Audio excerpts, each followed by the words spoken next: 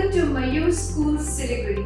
Today I am here to meet with Mayoor School Siliguri's Headmistress Mrs. Nivedita Chakraborty, who is going to enlighten us on today's topic, parenting and education, and how this approach will help the school, teachers and students in parenting and education insight. But before we get into the topic, I would like to tell you all a few words about Mayoor School Siliguri. So we all know that Mayoor College is a top prestigious boarding school in India, and the fact that Mayoor School Siliguri is coming up in collaboration with Mayoor College General Council is the greatest gift that Siliguri and the entire eastern region can get.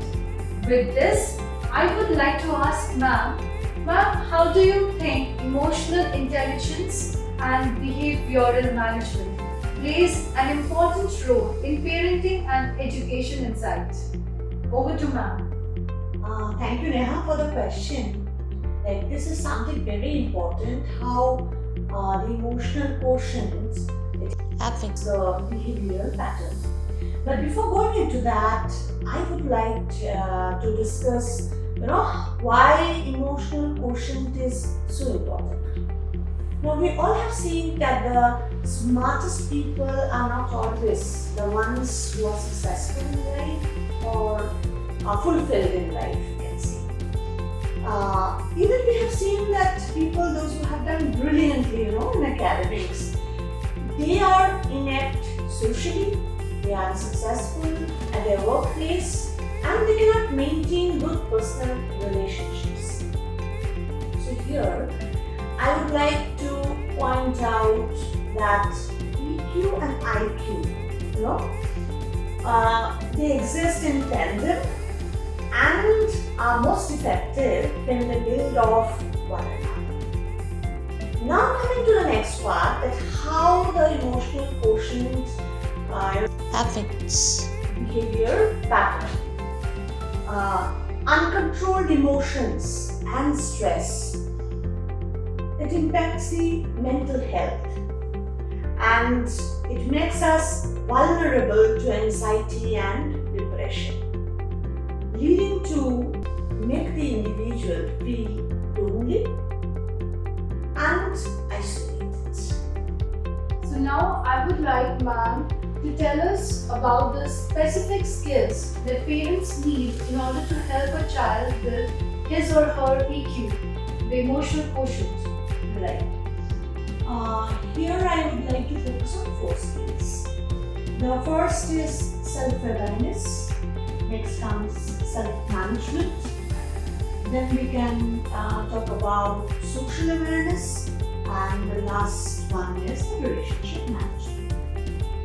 Now if we talk about self-management, like when people, they can control how they respond to their emotions, that is called self-management.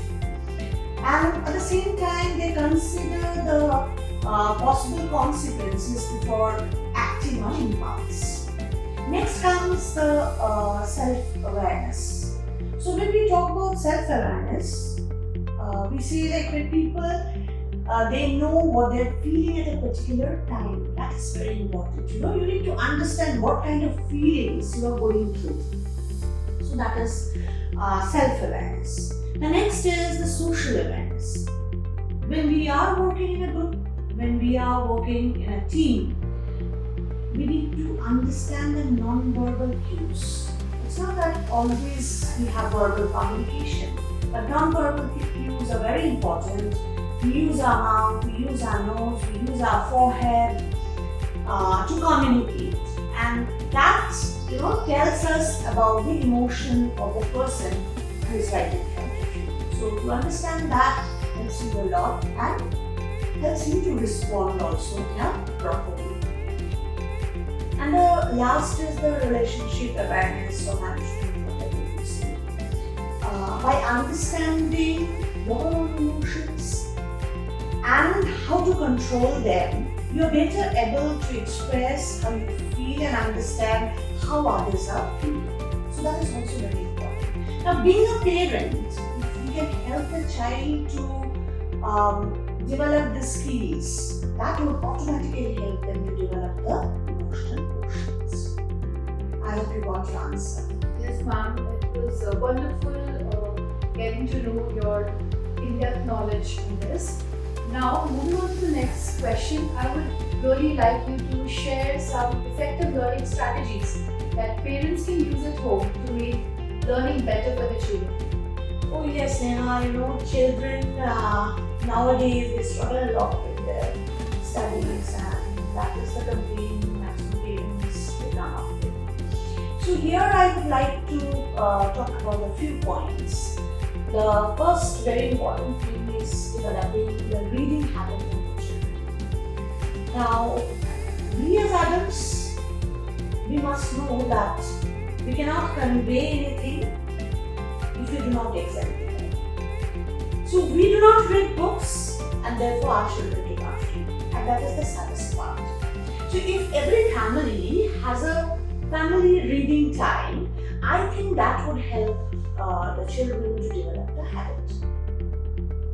It may be 20 minutes, it may be 30 minutes, but there should be a family reading time. Reading not only helps to develop a rich vocabulary, but at the same time helps to gather knowledge which the child can use in some other subjects. So that is the first point. Secondly, I would always tell that every family or every parent must ensure that the child has a proper learning space at home. We find in many families, the children they don't have a particular learning space.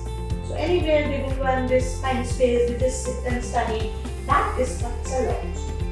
And at the back of the mind of most of the adults, it is there that I have done things in this way, and I have grown up. I am doing quite well in life. Then why can't my child do it? So let us come out of it. Let us consider the child to be an individual. Let us talk with the child. Let us ask the child that where the learning space should be. I would also like to mention one of the very effective learning strategies. That is, celebrating the achievements of the child. We find there are children who are not that good in academics, but maybe that they excel in sports, they are doing very well in music, or maybe in some other field. But we have seen that parents are not happy with that particular child because he or she is not scoring well in mathematics, not doing well in English. Then what would happen to that child? He has a doomed future.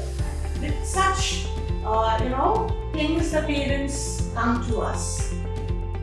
So I would always say, if a child is doing well, is excelling in a particular field, then we must celebrate the achievements of the child. That, the child feels that, okay, I am respected.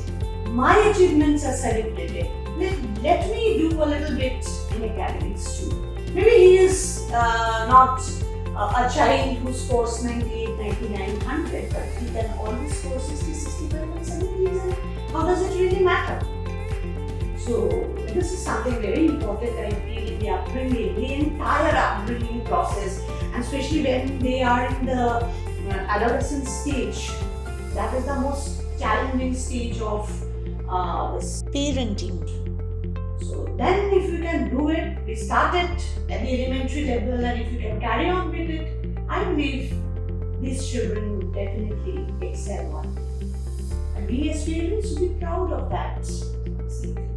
Yes, ma'am, I absolutely agree with each and every point that you've focused on. But I have a query, since we see that these days technology is too much, I being an influencer and all, there are literally very difficult situations when I can't avoid my phone and my daughter is, I'm not able to divide that attention. And at the same time, children also need gadgets all the time. So how do we maintain the balance, and also at the same time, how can we leverage on the new technology and use it into learning? So please help me with this. Yes, I understand this is another problem, but if there is a problem, you all know that there is a solution. While the very technology, that is, if you talk about mobile phones and any other gadget, that could become a hindrance in your child's learning if put to use in moderation, and I would say can rightly become an interesting way of learning. Let us tell the child or the children that this particular time is specified for your studies. Maybe 30 minutes, maybe 1 hour, maybe 1.5 hours, whatever it is. It depends on the age group, like how much time the child needs, depending on the learning ability and everything. So if we specify the time and if we tell the children that during this time you are not going to use the gadgets, but after it you will get a 60 minutes time to use it, I'm sure the children will, they'll listen to you. Maybe they'll take some time. In the beginning it will be difficult for them to keep up the habit. But with time, if we keep on telling that you please, during this time do not use it, but after that, this time is specified for gadgets, then I'm sure the children will do it. Very well said, ma'am. Of course, I think it's mainly about discipline. Right. And we also need to, again, when you spoke about discipline, what I feel is that children need to be organized. That is a very important part, and you mentioned. And especially the children, when they are in the primary school, they tend to become disorganized, and we carry on with this habit. So we as parents need to ensure that the children must be organized, and we need to teach them how to be organized, how to organize their papers, how to organize their notebooks, how to organize their clothes. You can even ask the children to bring the clothes. You can ask the children to place the clothes properly in the cupboard or wherever they are supposed to keep it. So this way, children become organized, and that becomes very helpful for them later in life. So these are the things if we can do as parents.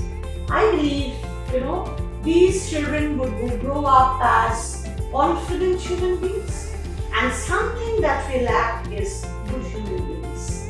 So if we can inculcate good habits, I'm sure as a parent, as a teacher, as an administrator, that these children will grow up as confident, talented and good human beings. Definitely, ma'am. So with this, we have come to an end of this engaging talk show, and I really hope that in the coming years, Mayoor School Siliguri will bring about the changes that you are dreaming of. Goodbye and thank you.